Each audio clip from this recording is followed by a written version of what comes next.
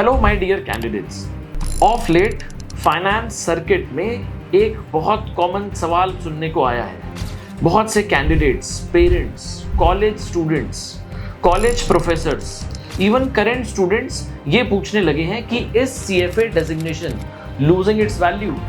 क्या CFA की शीन, charm खत्म हो रहा है? Well, I'll be as honest as I can be.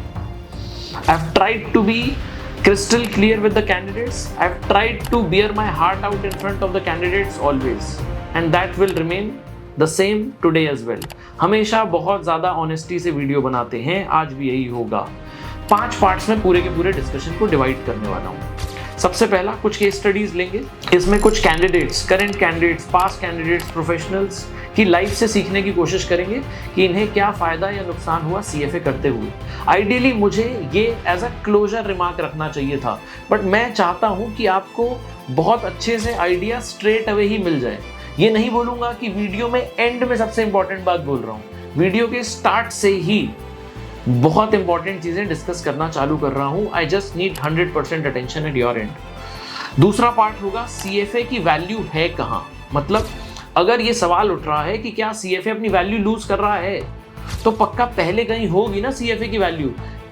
किसी डोमेन में CFA हेल्प करता होगा ना, शायद वहीं पर ही कुछ इश्यूज आने लगे होंगे, तभी कैंडिडेट्स ये सवाल पूछ रहे हैं कि क्या CFA की वैल्यू डिक्रीज हो रही है।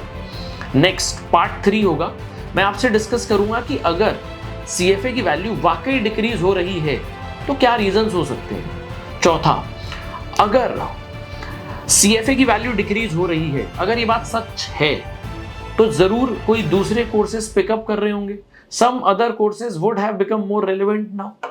एक बार वो देखने की कोशिश करेंगे। और आखिरी, my 5th point, final takeaways, आप अपने करियर में क्या चेंजेस ला सकते हैं in order to excel well in the core finance domain। ठीक,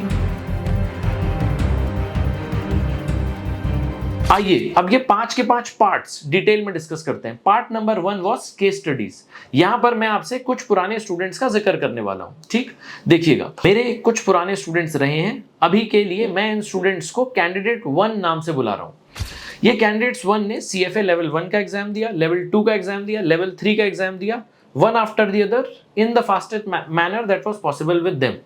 But in order to complete the course fast, they paid a cost. The cost was they did not do a single internship, कोई job नहीं की, कोई internship नहीं की, कोई भी skill based course नहीं किया। मतलब कुल मिला के they were loaded on knowledge, मतलब भर भर के नॉलेज ली।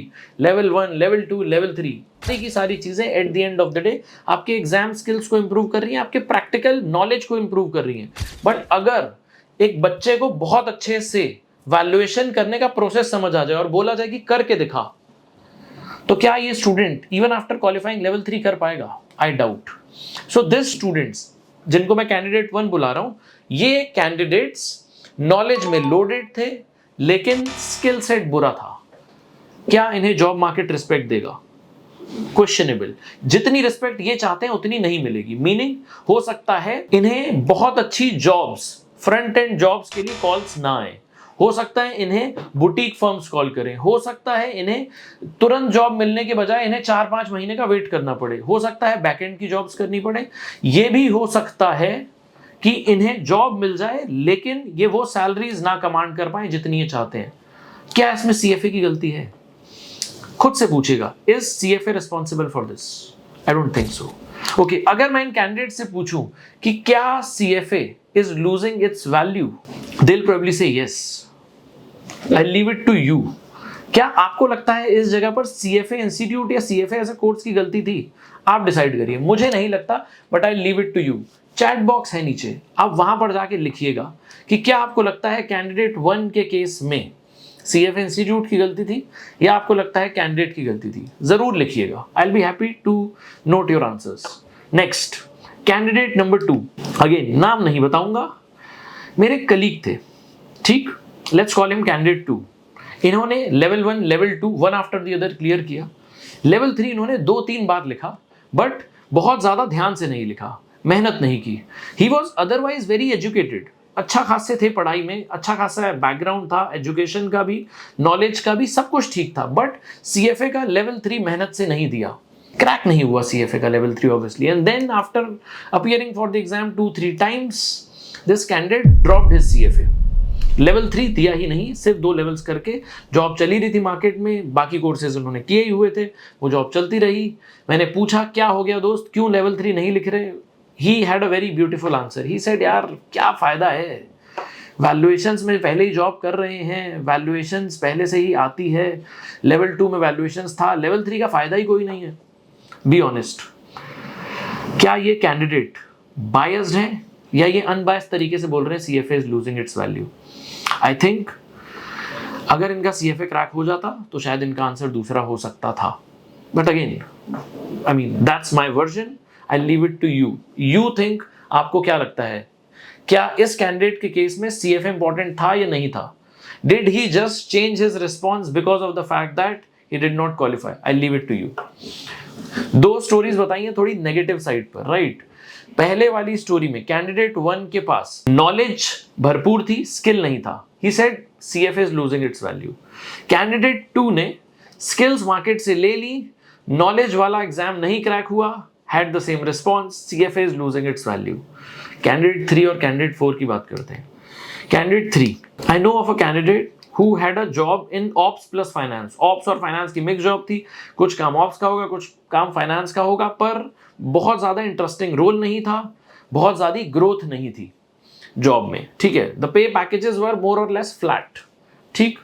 सीएफए के 2 लेवल्स क्रैक किए, फाइनेंशियल मॉडलिंग जबरदस्त तरीके से सीखी, एएफएम क्रैक किया, सीएफएम कर रहे हैं, is working in a big 4 today, valuations department, solid career, solid पे packages, the pay packages are growing like anything, ठीक? क्या ये डे 1 से जिस जॉब में थे वहां से इतने अच्छे पैकेजेस पे पहुंच जाते? नहीं। क्या ये पहले भी फाइनेंस का काम कर रहे थे? हाँ। पर क्या सीएफए और मॉडलिंग करने के बाद करियर पे बहुत जबरदस्त ग्रोथ ऐड हो गई होगी? The answer is very much yes. अगर आप इन कैंडिडेट के बारे में और जानना चाहते हैं, the name of this candidate is mister Ambuj Saxena. Editor साहब को बोल के यहाँ पर हम इनके साथ एक पॉडकास्ट किया था, उसका लिंक लगा देंगे।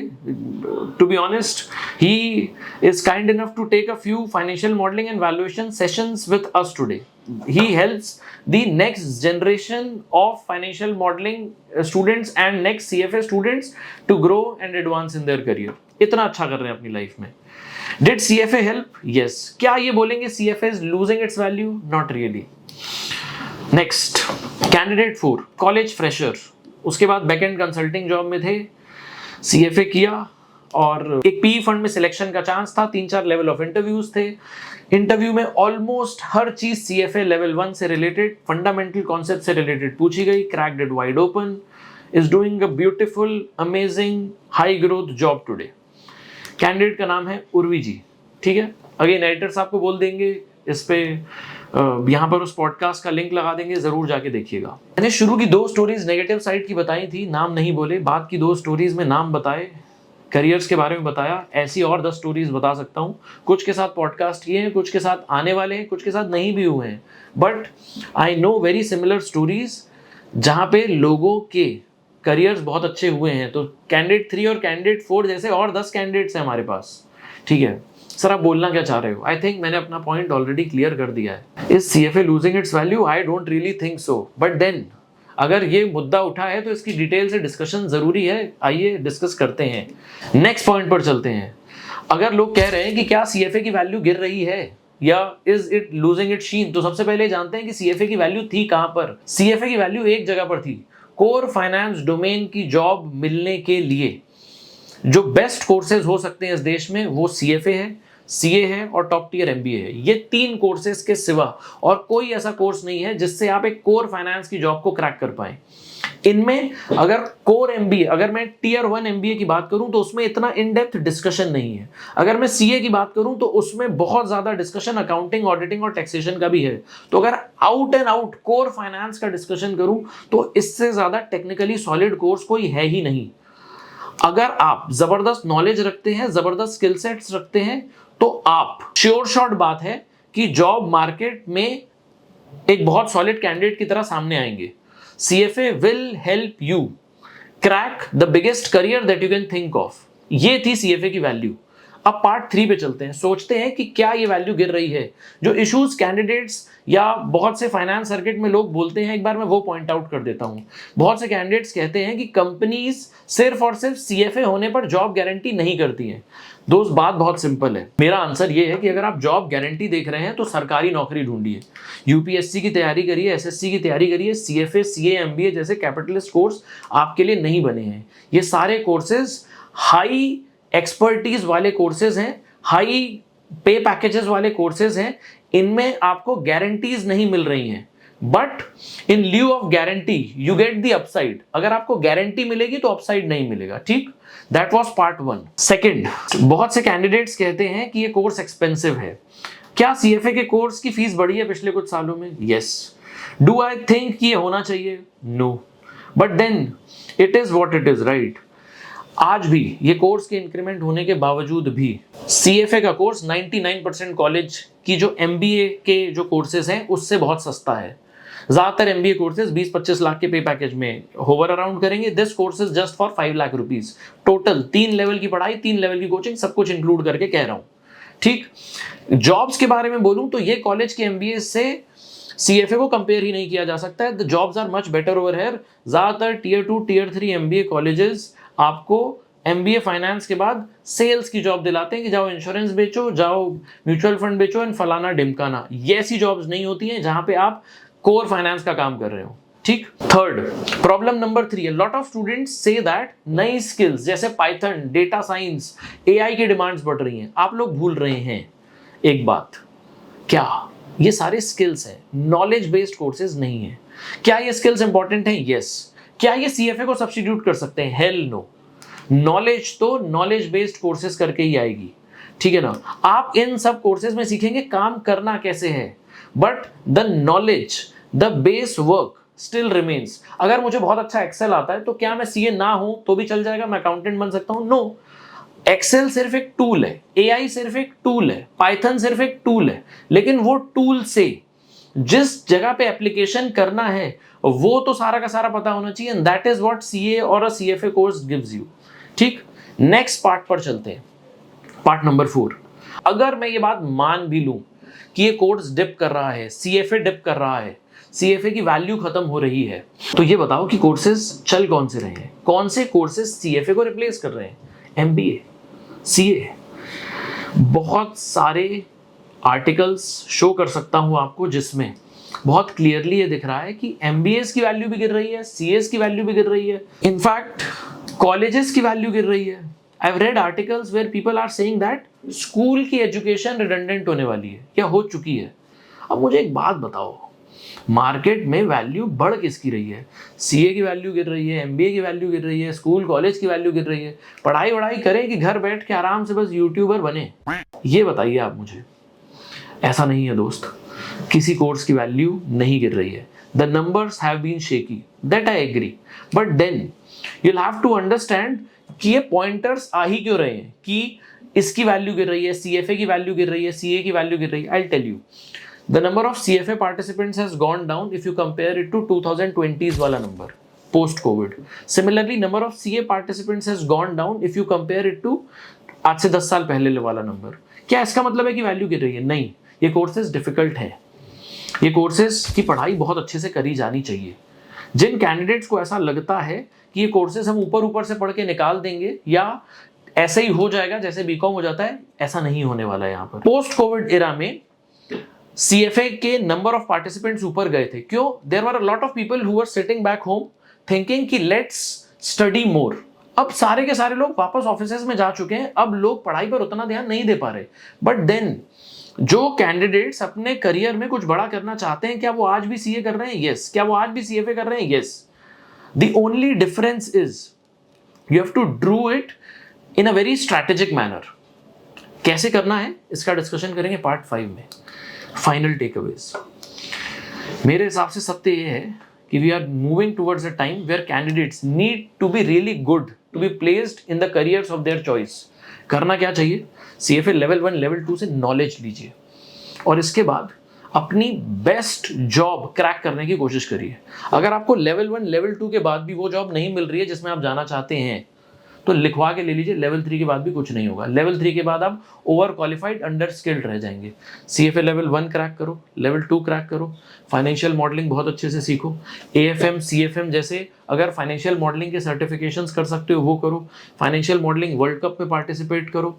अगर आप कर सकते हैं, स्टॉक मार्केट में जाना चाहते हैं तो टेक्निकल एनालिसिस सीखिए, फंडामेंटल एनालिसिस सीखिए, इक्विटी रिसर्च सीखिए। बट ये सब कब? जब लेवल 1 लेवल 2 क्रैक हो जाए, नॉलेज आ जाए। जब नॉलेज आ जाए तो स्किल्स पे काम करिए। जब नॉलेज प्लस स्किल्स का कॉम्बिनेशन होगा तो आपको ऐसा नहीं लगेगा कि इसकी वैल्यू डिक्रीज हो रही है। मैंने सीए का कोर्स गॉड्स ग्रेस किया हुआ है, सीएफए का कोर्स भी गॉड्स ग्रेस किया हुआ है। I have been as thankful as I can be. Whatever little I have been able to do in my life has been because of these two beautiful courses and these two beautiful institutes. क्या इनमें कुछ कमियां होंगी? Yes. पर क्या ये दो courses आपके सीवी में वो पोटेंशियल, वो वैल्यू ऐड करते हैं कि आप वर्ल्ड की बेस्ट जॉब्स क्रैक कर पाएं कोर फाइनेंस डोमेन की? The answer is hell yes. Industry की डिमांड बहुत सिंपल है। They want you to deserve the success, they want you to be better, not rote learners. अगर श्वेजर से रट के पढ़ रहे हो तो आप सीएफए बन भी जाओगे तो आपको वैल्यू नहीं मिलेगी। ये जो लोग कह रहे हैं ना कि सीएफए की वैल्यू गिर रही है, नो, जिन लोगों ने इस कोर्स को गलत तरीके से किया उनको मार्केट वैल्यू नहीं दे रहा है। सीएफए की वैल्यू है, उस कैंडिडेट की वैल्यू नहीं है। आपकी वैल्यू तब बनेगी जब आप इस सक्सेस को डिजर्व करें, अच्छी नॉलेज लें, अच्छी स्किल्स लें। जब नॉलेज अच्छी की बात हो रही है तो सिर्फ और सिर्फ एग्जाम पास करने के लिए ना पढ़ें, अच्छे से तगड़े तरीके से पढ़ें, केस स्टडी फॉर्मेट से पढ़ें, ऐसे पढ़ें कि आप उस नॉलेज को मास्टर करना चाहते हो। ये एग्जाम क्रैक करने के कॉन्सेप्ट से कि बस 70 घंटे 60 घंटे की कोई वीडियो देख लें और जैसे तैसे एग्जाम पास हो जाए, ऐसे अगर एग्जाम क्वालिफाई करने वाले हैं तो सीएफए की वैल्यू बरकरार रहेगी, आपकी वैल्यू डिक्रीज होगी। मेरे वर्ड्स टर्न लगे हों तो हाथ जोड़कर माफी। आपको कहा था कि ब्रूटली ऑनेस्ट वीडियो बनाएंगे, that is what I have tried to do. अगर आप चाहते हैं किसी और टॉपिक्स पर चर्चा हो तो चैट बॉक्स में ज़रूर लिखिएगा। वीडियो अच्छी लगी हो तो लाइक करिएगा, नहीं अच्छी लगी हो डिसलाइक करिएगा। Please do let us know what all topics you want us to bring out the discussion on, and as I always say, may God be by your side. Thanks a lot, please take care.